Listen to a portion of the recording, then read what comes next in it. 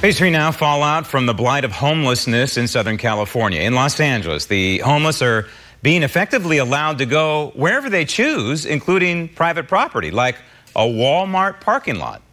A newly hired security officer takes a report of a car burglary after someone shattered another car window in this mall parking lot in Garden Grove. This is the type of thing that happens. Neighbors blame an exploding homeless population they say has set up day camp in the Walmart parking lot. And they say Walmart won't ask them to leave. With private property, we're kind of limited in how much we can do. Officer Brian Mears is one of 4 Garden Grove police officers assigned to the homeless problem in their city. The calls for service related to homelessness just continues to increase year after year. Shoppers have had enough. What have you noticed here? Just a lot of homeless, a lot. Asking for money. I don't come after. It's dark. So we're at the cutoff right now. Yeah, so we're leaving. It feels unsafe. Super frustrated. Very, very frustrated. At a neighboring Walmart and Costco parking lot, Costco hired a security guard, cut bushes down, designated an employee to clean up trash and drug paraphernalia, helping to minimize the problem. Many times they try to sit there and say, can't you just arrest them? It doesn't work that way. Most of the violations in the state nowadays are misdemeanor crimes. They get out in 6 hours, and the reality of it is that they're going to go right back to doing what they were doing before. All right, so Los Angeles has a problem, clearly, and it's not the fault of the homeless.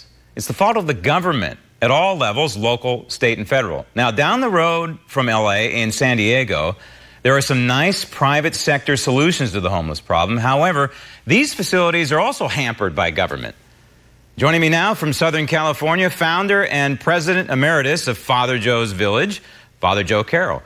Father, would you agree with me if I say just simply that the state, local, and federal governments, they're all blowing it on the homeless issue right now?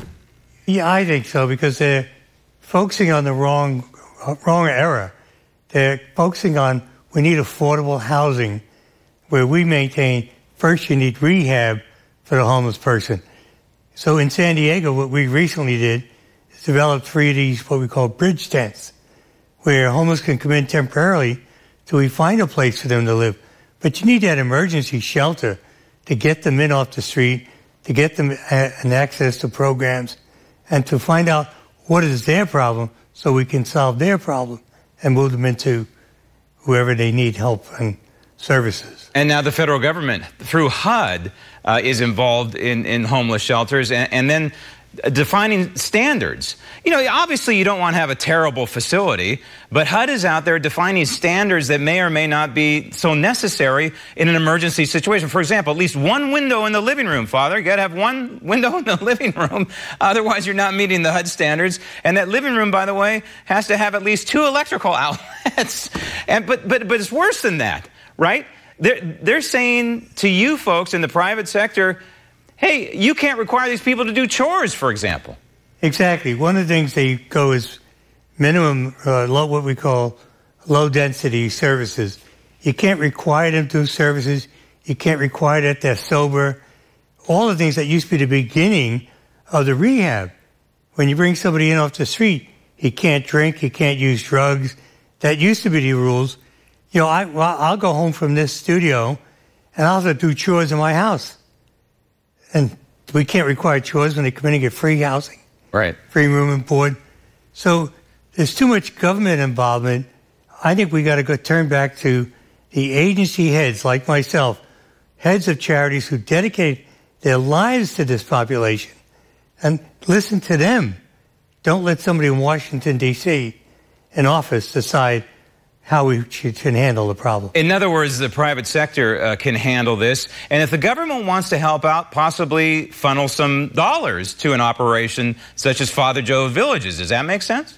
Yeah, it's like when they fund medical, you pay the doctor, but the doctor makes the decisions. We're all afraid that if they make it too government-controlled, they'll make the decisions.